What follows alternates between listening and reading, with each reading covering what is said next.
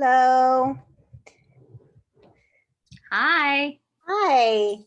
I'm Erica Ives, and I am the CEO at Mindful Path. And I am Stephanie Gilbert. I'm the program director here at Mindful Path. And we want to welcome all of you today. Thank you so much for joining us. Hope you are all safe and well. Today we are here to talk about addiction, and we're going to talk about addiction also in relation to COVID. So lots of areas to cover. I think I'll just start today by talking about actually what addiction is. Addiction is a very, very complex condition. It's actually a brain disease, and it's manifested by compulsive behaviors, compulsive substance use, despite the harmful consequences. It can cause, well, most people with addiction, they have distorted thinking. They have behavior changes. They have body changes, changes in the way their body functions overall. Addiction can affect all areas of your life. It can cause people to have really intense cravings. It can also lead to tolerance, where you need more of the substance, alcohol, to get the same desired effect. And one more thing I want to say about addiction is it is also, I like to say it's a family disease, because it affects everybody. It affects everybody, the loved ones and the family. And I know, Erica, there's been an increase when we're talking about addictions. There's been an increase in relapse during COVID for those in recovery. Is that right? Correct. And Yes. I know we were talking about there's a statistic connected with ER visits and overdose now. Do you mind sharing that? Yeah, it's from the Washington Post. And unfortunately, I don't have the data for June at this point, but I do have the data for March, April, and May. And again, this is according to the Washington Post. OD ER visits increased by 18% in March, increased 29% in April, and 42% in May. So clearly, this is a problem. And that would be right in line too with we've been talking about in the last few weeks in our lives, like the increase in mental health symptoms. Right. Makes sense that there'd be an increase, unfortunately, in relapse and ER visits. Yeah, I mean, we all know, COVID has exacerbated this, made it worse, which is clear from the statistics. And so I think it would be good for us to also talk about, now that we know that abuse has increased, we know that relapse has increased, we need to talk about what is relapse. That's actually a really good idea, to define relapse in this context. Yeah. So I can start here, but sure. Relapse is really about, I want to say something really important. Relapse starts before you even pick up a substance, pick up that alcohol. It is so much more than just using. It starts before you make what could potentially be a very deadly choice. That moment that you decide to use or you decide to drink, yes, that is an actual relapse, but let's take it back a few steps to understand that relapse happens in so many different capacities. It happens in areas of your thinking. You can have really, really irrational thinking that can lead to a relapse. So it's actually could be part of a relapse. I have a really good blog called the Dark Road called Relapse on ericaives.com. And I talk more extensively about it, but it really starts with that irrational thinking, that chatter in your head that you just cannot seem to turn off. And that, your thoughts, we know that that's the gateway to your emotions, right? So then you can have really heightened emotional responses, or just feeling really lonely, despair, hopelessness, sadness, anxiety, depression. Relapse is also about a social, you begin to start isolating. That's a big sign, because people in recovery, everybody needs connection, but we're talking about addiction, and those in recovery, social connection is so imperative. One more thing I want to say is relapses also can start with really destructive behaviors, which could even be like avoidance, impulsivity, procrastination, rationalizing. Like, it can start before an actual behavior, because those are behaviors that can be really destructive for people.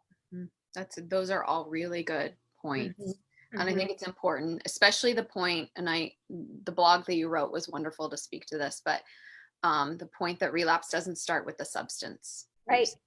Right. It starts before. And I think that piece can get missed for people. They don't necessarily have an understanding of that. So, you really need to understand, like, leading up to the actual choice to use your drink. Which then leads me to think maybe talking about the triggers, maybe specifically to COVID in terms of relapse now, because we are seeing one that's coming to mind is the financial pressure everyone is under, which is much different. I mean, people are losing their jobs. They're, working possibly the same job, but with a pay cut. They might have a family member who's lost their job, where suddenly they're having to the pressure of supporting the household when prior there were a 2-income family. All of those kind of pressures connected with finance, and just the unknown of when this is going to end. Right. Too. Yeah. And also, just to elaborate too on triggers, it's so important to know that they're so different for everyone. There maybe are some universal things, but overall they differ. And people need to understand their own triggers to be able to understand their recovery. So they are so personal. And just like you were talking about the financial aspect, there's also, we know, emotional triggers. I talked a little about those being isolation, despair, boredom.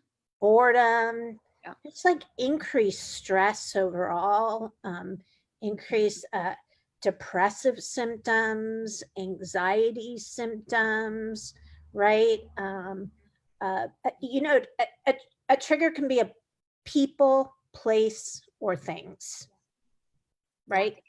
Yeah.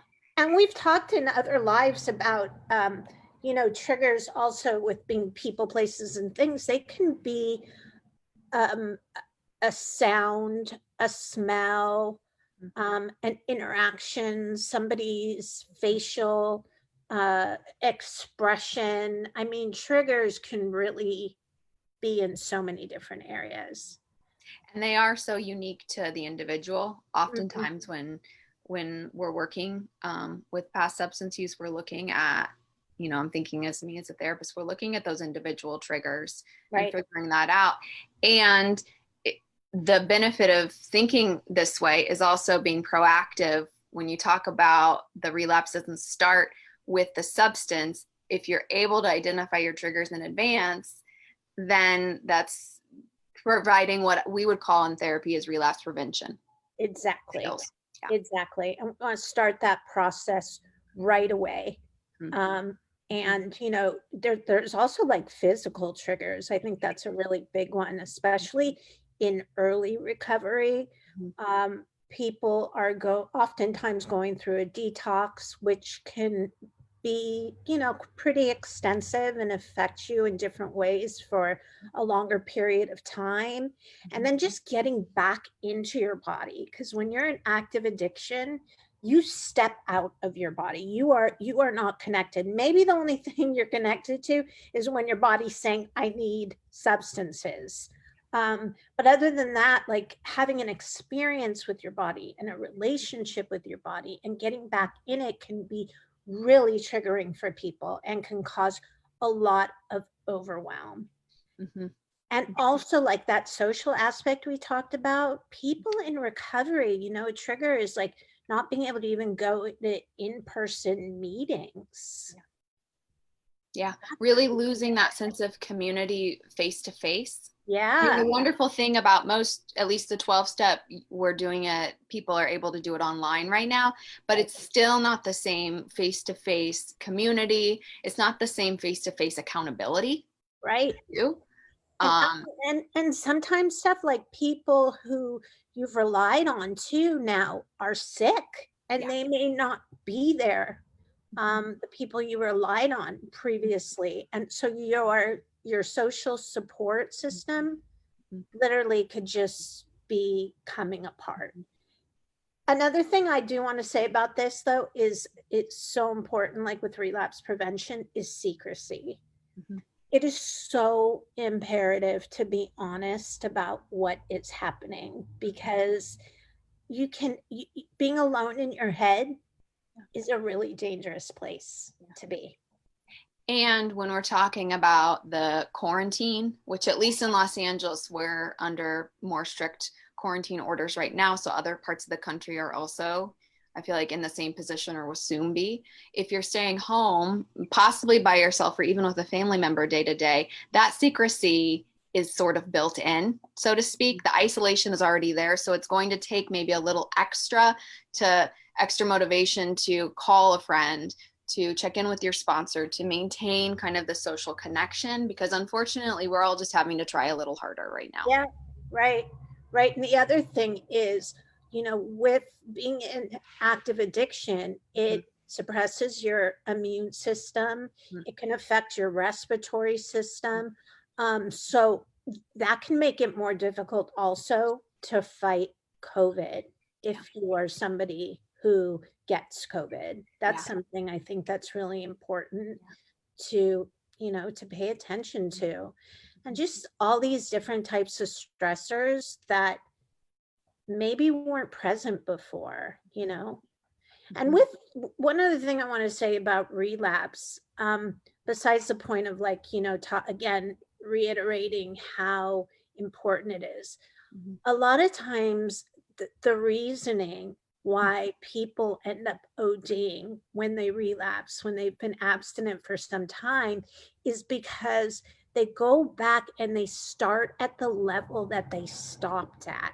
And they no longer have that tolerance, and their body, can go really into a shock, and people OD. And that is one reason why OD is so connected with relapse. Yeah, that's a good point. Right. Thank you. I don't think a lot of people know that. Right. Connection. Mm-hmm. Yeah. So we've kind of covered the triggers. I wonder if we want to talk about also recovery. Sure. I think that is so important. We have some time left. So I know you've written some wonderful blogs on this topic. You're welcome. A couple of them from memory. You talked a little bit about this, I think, earlier, but grieving the loss of your addiction in recovery, I don't think that gets talked about enough. Right. So those of you who watched last week, our Facebook Live, that was on grieving. And unfortunately, we had a little technological error and it got erased. So unfortunately, you can't go back and view it. But we did talk about grief and loss and what it looks like. And so for those of you who saw it, you might have a little bit extra insight into this. But grieving the loss of your addiction can literally feel like comparable to a death.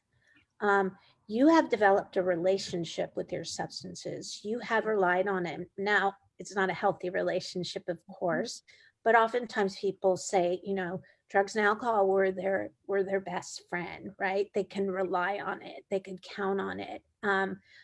They find out that's not necessarily the truth as time goes on, and they start recovery.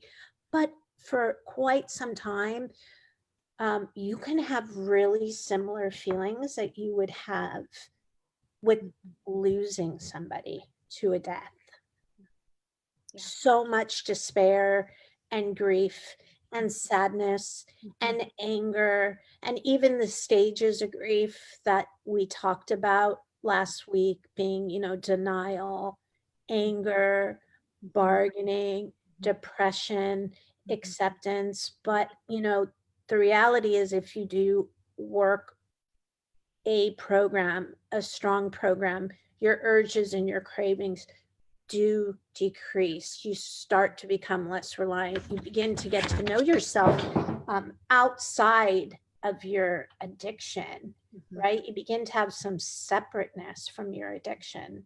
And the more separateness, the more you can get to the place of acceptance. But it's a loss for all kinds of things, like just the loss of a person. You have to go through kind of everything once, if you will, or twice or three times. But I'm talking about like birthdays, anniversaries, different events that have occurred. Yeah, I said anniversaries. So yeah, that's where I wanted to start with that. Sorry, I dropped my glass. That's okay. And you brought up kind of the coping. I mean, the addiction was a form of coping, good or bad. Coping skills don't mean positive or negative.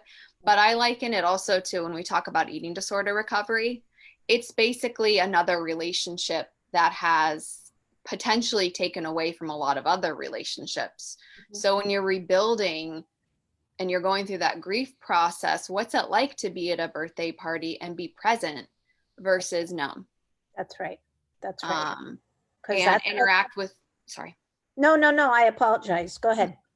I was just going to say interact with people versus, use that prior addiction as the only coping strategy that you have available. Yeah. Yeah.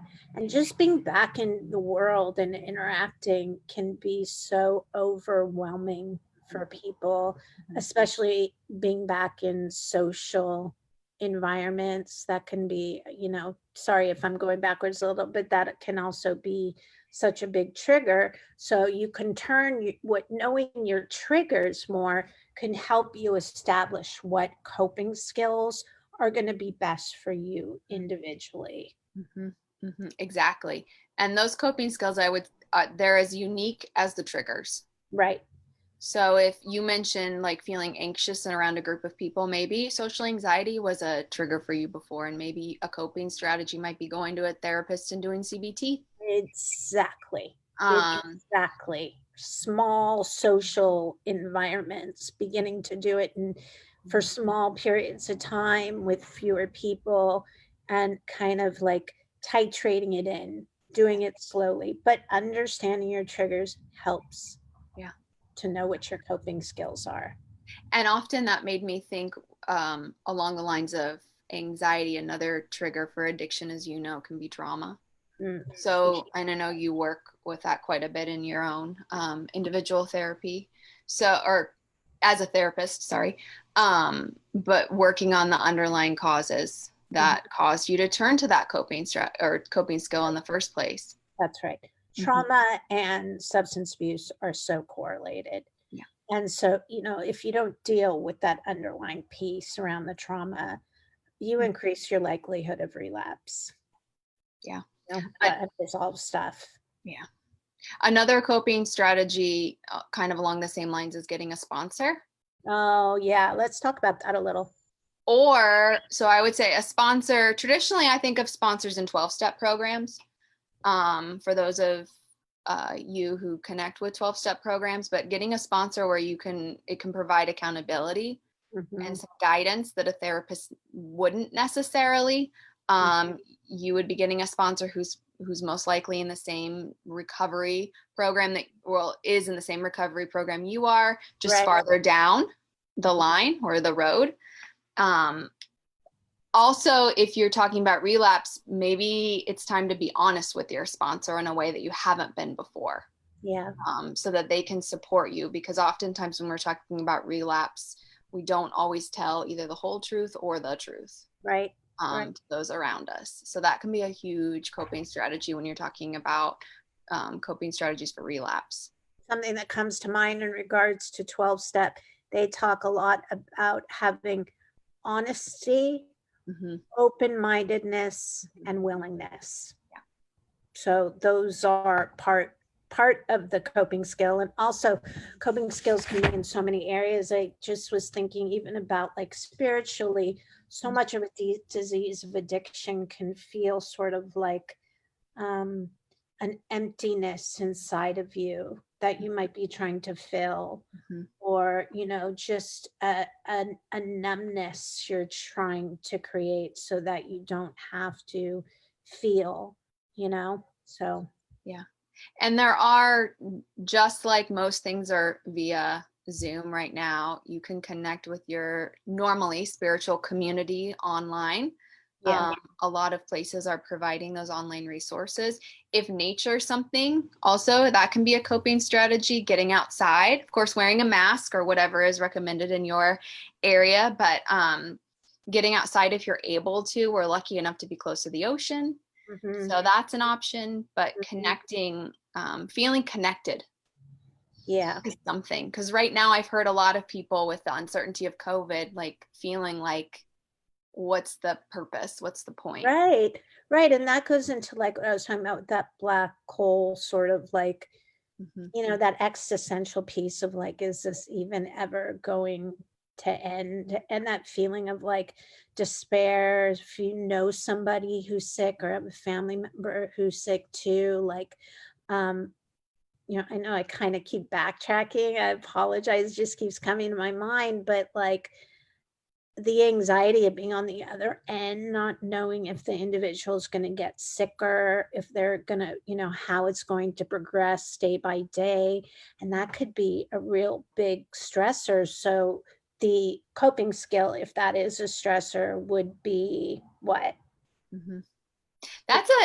I feel like then you, ways to get connected, calling, Exactly. something that comes up with me, really calling friends, family, other family members, because most likely if it's a family member who's sick, for example, then there are other people who maybe are going through the same thing in Right. your family with that family member. And Definitely. we're talking about really coping with tolerating some difficult feelings. Yeah, it's feelings that people might not have had prior to COVID, might not have experienced, and they don't have the tools to, another thing is staying knowledgeable and going to the right sources Yeah. and resources to get your information. Being very careful with your social media Right. at So this important. point, Hmm. because there's a lot of sensationalism, I feel like, in the news Hmm. already, but especially right now. And also realizing something I'd like to point out too is the coping strategies that we're talking about. Say if your loved one is in the hospital, the coping strategies aren't going to take all the uncomfortable feelings away or the sadness away. Like, there is a reason why you're feeling sad or fearful right now, and it's valid. And it's normal and it's appropriate. And I'm so happy you brought that up. That's so important. Mhm. And so coping skills are very individual. You've written some good blogs too on mindfulness, that people can take a look at on our website. I also have one up there about 21 ways to manage your anxiety. Yes. And, if you go back to some of our Facebook Lives, we give a lot of coping skills in that arena too. So we do have some additional resources, and we'll put up some more also. You also mentioned the physical aspects of um, loss of addiction. And another coping strategy that I would also like to mention too is, getting enough sleep, like our basic needs, Yeah. eating nutritious meals, drinking water, moving a little bit, like those basic needs that we think about that every human That's needs. right. Uh-huh. Those are really important. And when we're talking about coping strategies, whether it's for coping strategies for relapse prevention or coping strategies if your loved one's in the hospital, like whatever it is, we still need to eat, sleep, move around a little bit, get some sunlight, those things. Absolutely. Absolutely. Mm-hmm. Right. Mm-hmm. Um, what were you gonna say? I was actually thinking, we were talking in recovery. You had a really wonderful blog, I think called The Gifts of Recovery. Right. I I actually can have talk to you. several of those on the website. I have them in regards to like eating disorder recovery, but I Mhm. also have some, yeah, on addiction. I printed one up. Okay. I wonder if you might share a little bit just to give people a little excerpt of it, and then they could go read maybe the rest on the website. That would be great.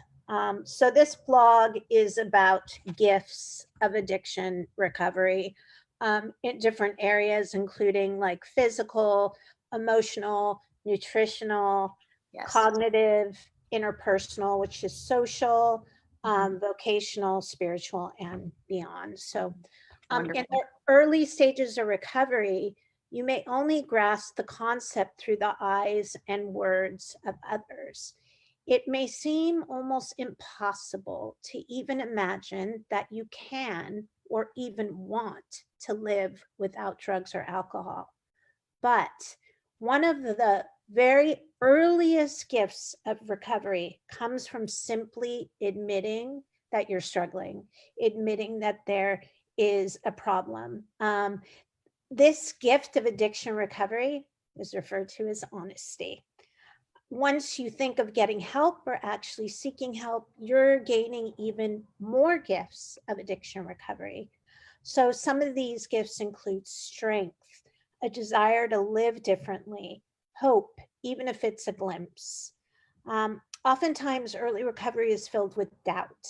We have been consuming substances in a fashion that creates a pattern of necessity and expected ingestion. Physical abstinence includes the communication of your body reminding you it needs these substances to function based on the habituation of your use. So, enduring these early physical and psychological experiences is an early struggle that many find too unbearable to endure. But once you break free of these very rigid rituals and walk through those urges, you're connecting now to even more gifts of addiction recovery. And you're learning what other options are available besides using. I know that at this time one may not experience this as a gift, but instead as a painful punishment, a struggle, even a horrifying experience. That is why it is so important to have someone in your life that can remind you of these successes. With that being said, some of the gifts of addiction recovery include proving to yourself, and this is even if it's for a moment, Mhm. that you're capable, that you're determined, you're able to break free of rigid rules of your addiction, practice flexibility. You may be beginning to feel better physically, such as increased energy, improved sleep. These are additional gifts in early recovery. You may be letting other people in your life and beginning to build trusting relationships. You may be coming back to life and believing that you deserve some of the joys that life has to offer. That's just an excerpt, and there's a lot more you can read about, but it's not easy. No. It's nothing easy about this, especially in early recovery. But as you move forward, the gifts, it is really important to have somebody skilled to help point them out to you because it's difficult to see them in yourself. It's easier oftentimes to see them in others, Mhm. but also asking somebody, you trust, like, what do you see since I've been in recovery? Because you could get some really good information. But there, like I said, there's more blogs about like physical gifts to recovery, interpersonal gifts. So you can check those out on our website. And I'm glad you said ask, trusted friends or family. I was going to add, like, you don't have to do this alone. No, There are professionals out there, especially when absolutely. you're talking about, needing maybe more detox. Mhm. Before certainly seek professional help, but there are professionals out there, whether it be going to a treatment center or doing outpatient therapy or whatever it is, getting a case manager, having people to check in with, because Yeah. when you don't see it yourself, somebody else is going to be able to reflect to you why you're doing what you're doing. You know, Because that just makes me think stuff really important. Mhm. I do want people to understand Mhm. treatment is still available Yeah. during COVID. Like Mhm. you can still check in to an inpatient facility, a residential facility, treatment may look different. It will look a little bit different, but it's still out there and it's still available. So people might be thinking things are shut down, so that's shut down, but it's not. Yeah. And I would add, just because it looks different doesn't mean you shouldn't seek it if you feel ready. Right. Because we can use that little excuse of like, I'll do it when quarantines, but why not do it now? Now is the time. It's always the time. When you have a readiness, jump on it. Yeah. Because it may not stay with you if your body starts to go back into that place of craving the drugs, needing the drugs, and you can lose that. So when you get those moments, like, jump on them, take advantage of them. That's the time to reach out. It's scary. If you need help doing that, ask somebody you trust, ask your therapist, ask somebody else in recovery, because being of service, others in recovery, really, it's good for their recovery also to be of service. So, that connecting is so important. So we'll put up a lot of resources too. And a lot are on our resource page too. They are. Yeah, that's a good point. There's a lot. I think the 12-step programs are on our website too. And if you can find online ones if you go to AA, NACA, those sorts of things. And I was just going to asking for help. I've heard some people say, well, I don't want to ask for help because it feels weak. But the reality is we all need help sometimes. And being of service is a principle in 12-step recovery, but it's not a sign of weakness. I actually look at it as a sign of strength to ask for help, because we're in community. That's right. And we all need each other. Right.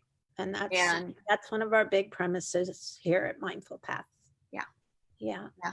Exactly. I think we had some questions that came in through our website. That you have those? We do. Yeah. So I might start with someone asked, what are some mindfulness tools for those in recovery that are currently isolated? You want to start with that one? Sure. So I would say there's one, I just reposted a blog. There's one for 5 mindfulness tools for the unconventional workspace.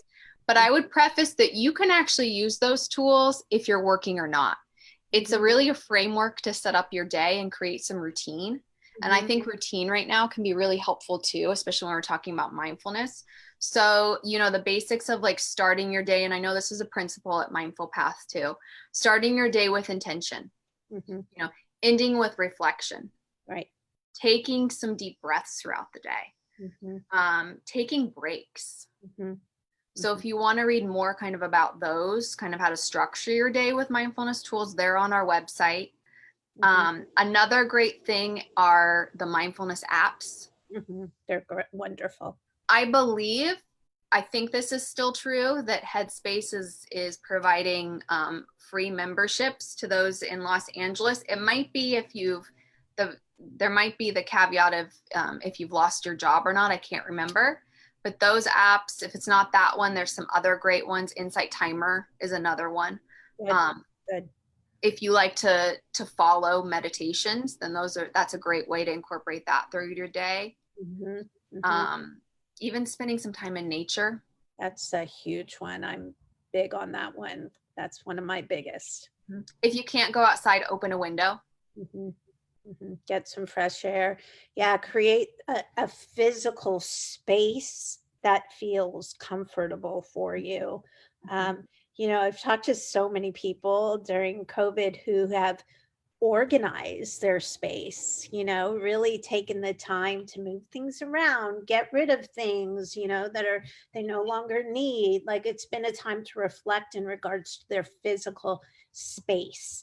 So I think that is also really important as a mindfulness tool, is paying attention to your physical space. And also, you hear me talk about it all the time, your body, practicing mindfulness with your body, whether it be stretching. We have somebody at Mindful Path, Rachel, who does breath work in group, and she also does it individually. Breath work is great. If you do yoga, there's so many free exercise things you can do. And of course, all in moderation, of course.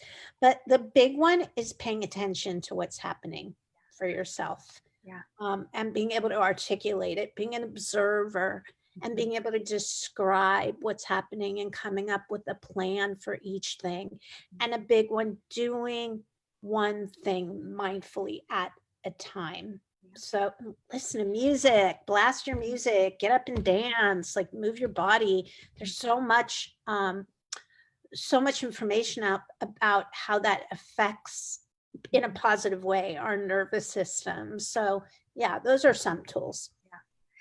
Just to add one more for activities, I've heard some people are really crafting now too. Good one. Yeah. So doing things like knitting or whatever it is. Gardening is another one. You know, Taryn, our dietitian, always talks about gardening. And I saw some pictures of her garden on her Instagram. They're probably beautiful. You know what? And one other one is puzzles. Yeah. That's a big one for people now too. Just keeping those out and being able to walk up to your puzzle at any time. Yeah. Yeah. So that's a lot of them. Yeah. Anything that I think brings us back into the present. Correct. Yeah. Correct. So we're not trying to change the feelings. We're just trying to be with the feelings. You mentioned observer. So yes. Yes. Yeah. Then there was another question. So what is the difference between a sponsor and a therapist?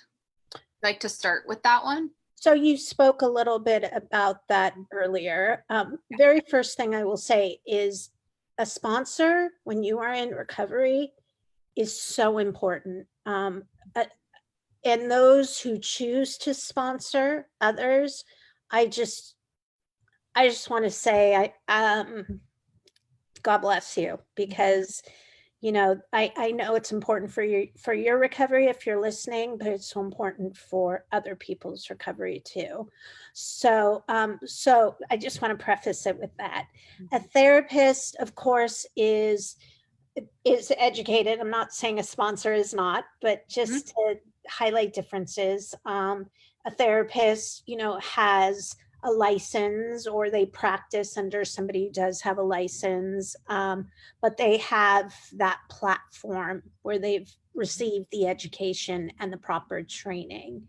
A sponsor is somebody who helps to keep you accountable.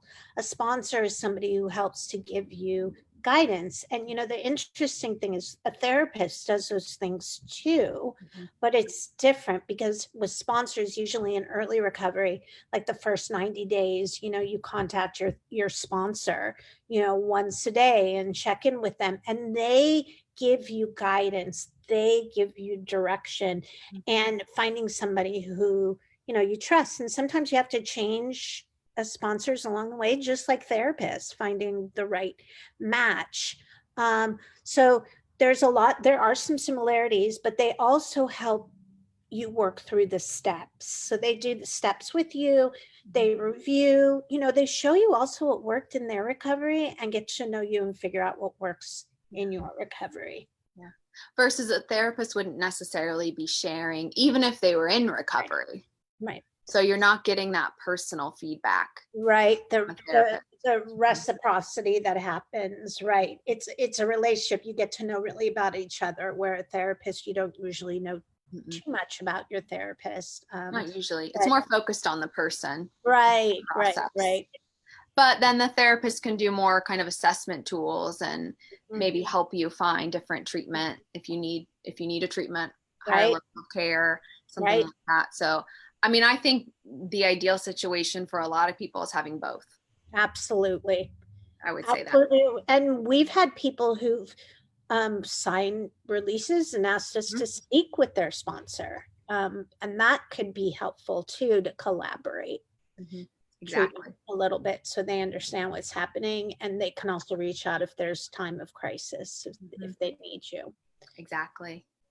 So, I mean, good questions. Yeah, I feel like we gave a pretty good kind of overview. I know addiction, we could talk for hours. And we will definitely revisit it again.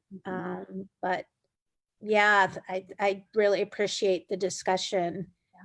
Yeah. And I hope all of you did as well and can share this with others who need it. And as always, we're here to help. here to support. You can find us at mindfulpath.com. You can find our blogs there. There's also some more on ericaives.com. So go ahead and check those out. And we thank you all for joining us today. And we wish you all the best. Stay safe and stay well. Bye. Bye-bye. Thank you.